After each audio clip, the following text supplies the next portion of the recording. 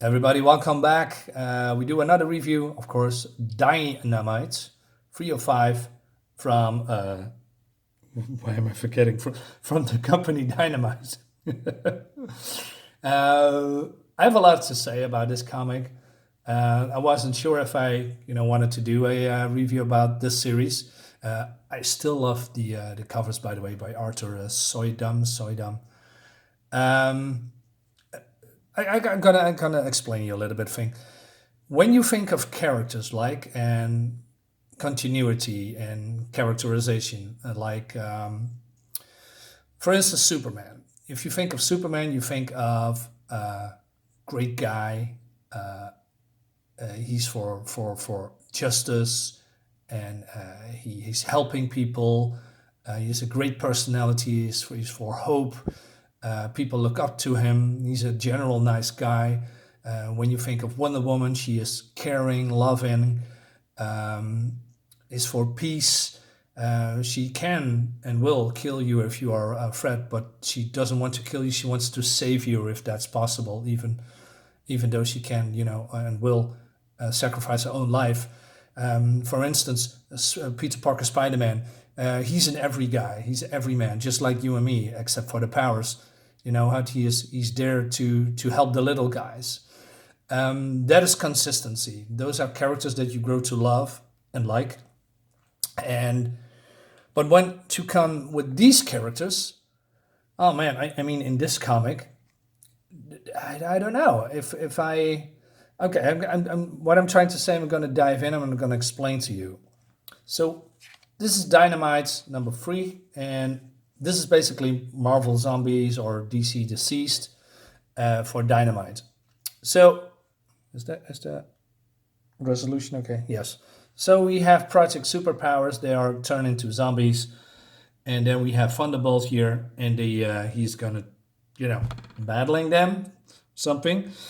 The problem with a lot of these characters are I'm not familiar with Project Superpowers. Not a lot. I mean, I know a little bit of them, but not all of them.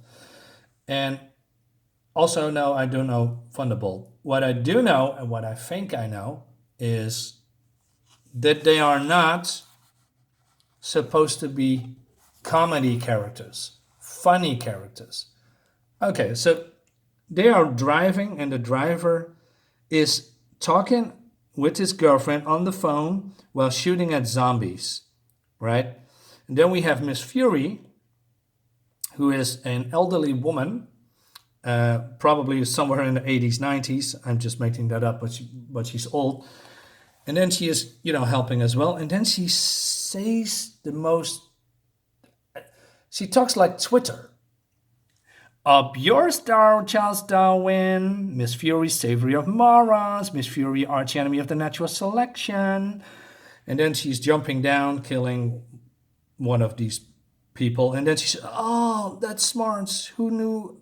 2 new hips, barely 3 years old, and they're seizing up America, best healthcare system in the world. My ass, United States of quacks." I mean, who talks like that, right? I mean, I know Miss Fury from all the comics, and she's not a funny guy. Just like, let's say, when you go to, I mean, they talk like Marvel movies. I mean, Thor is never a funny guy. Thor was a serious guy. He's stoic. He's brave. He's a smiter of enemies. But then Marvel turned into a jokey character like they do with everyone in the Marvel Cinematic Universe, just like Star-Lord. Star-Lord was never a funny joker, and now they turn him into a joker, a jokester, or whatever you call it. And they are doing the same thing as here, and that is what I mean with consistency. Nobody talks like that. If I'm battling zombies or running away from zombies and I have a shoulder problem, I'm not gonna say, "Oh wait, my shoulder that I have problems with like more than 15 years ago is acting up and it hurts. Oh." No, you don't do that. You just run away, you flee, you hide, you get a shovel or something and try to kill that what is coming for you, right? And Fred Van Lensen, who's by the way the writer, he's not a bad writer. actually he made very good comics with his writing style. But this comic here, of this series, a lot of these people are funny guys. Even Vampirella, who's getting attacked by vampire zombies, and then he said, "Charming, just charming," and then she says, "Oh, does that change your priority?" Well, he goes up in flames. I mean, the art is great. I don't have a problem with the art, but I do have problems with how the characters are portrayed here. Vampirella isn't a funny character. She never was. I mean, I read Vampirella comics from the 90s that she's tearing people limb from limb. And it seems to me that Dynamite is trying to change these characters to appeal to the masses, to attract new audiences. And you know what? There's nothing wrong with that. I mean, you have to expand. And that's why Dynamite is lately doing good, great. I mean, they are introducing a lot of characters, old characters, bringing them together. For instance, now we have a Sonya verse, and there's a Vampirella verse. I mean, Vampirella is doing crossovers now. Can I see this? No. Well, I'm coming back to that later. But what I'm trying to say, like, you know, like it seems like, for instance, if you have the band Metallica, Ride the Lightning is one of the greatest albums, if not the greatest albums that they have ever made. Then they made the album Black, and everything after that is they were discovered by mainstream media, and then they are making crap songs. They're trash now, and maybe not today. I don't listen to the newest music anymore because I don't care. They lost me as a fan. I just don't care, and I think when it comes to Dynamite, they are doing the same thing. The all these people are changing for, you know, the masses.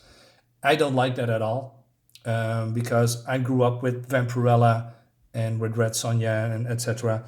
And well, not Red Sonja here as a jokester, but Vampirella, she's not a funny character. But I bet when she is doing her own series, then she is quote unquote normal again. So I'm not sure why they are doing the funniest stuff all the time. I mean, if you make a zombie, this video turns into a rant, I think. If you make a zombie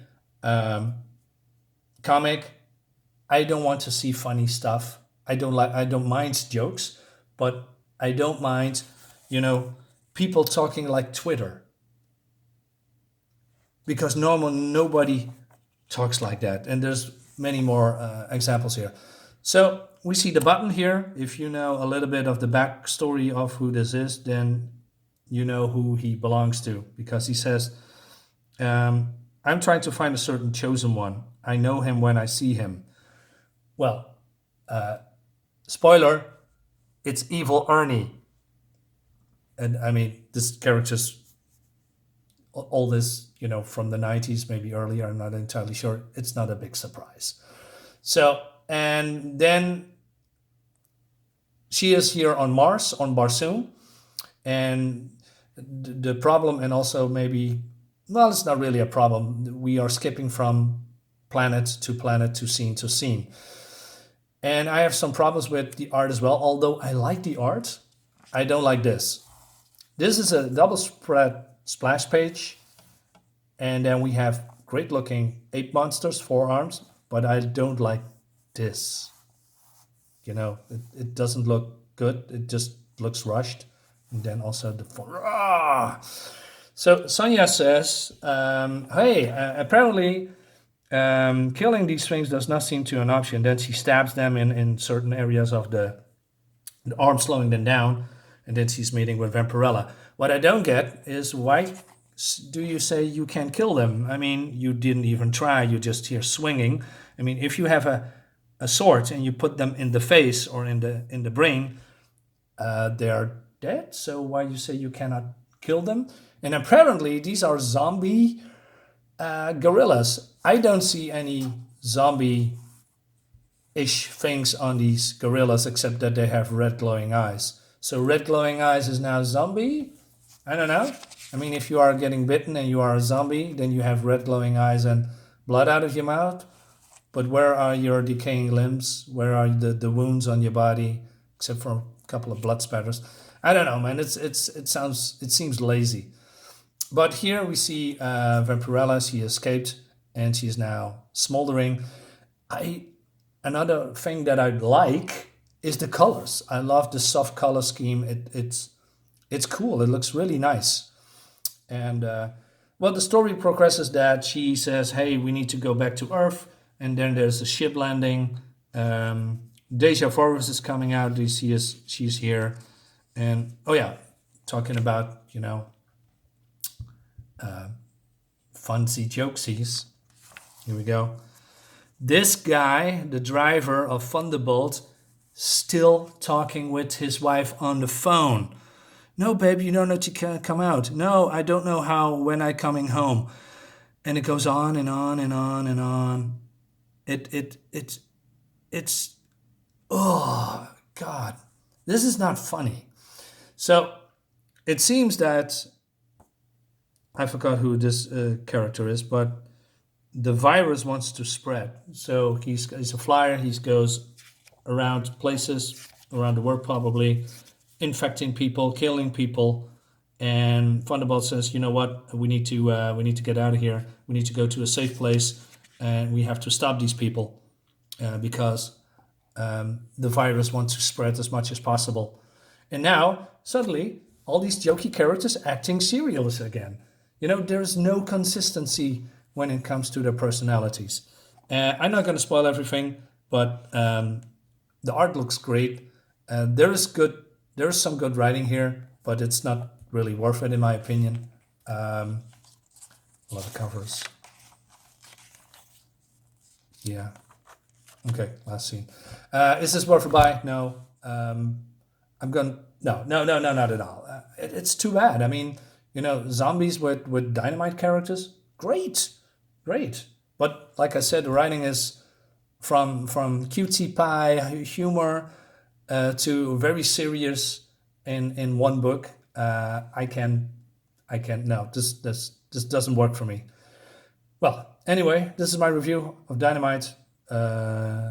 Dienamite from Dienamite. Okay, guys, see you next time. Thanks for watching. Like my video, share my video. Follow me on Twitter on Darksiders Comics, and share, retweet BLACKHART MANOR. And I'll see you next time.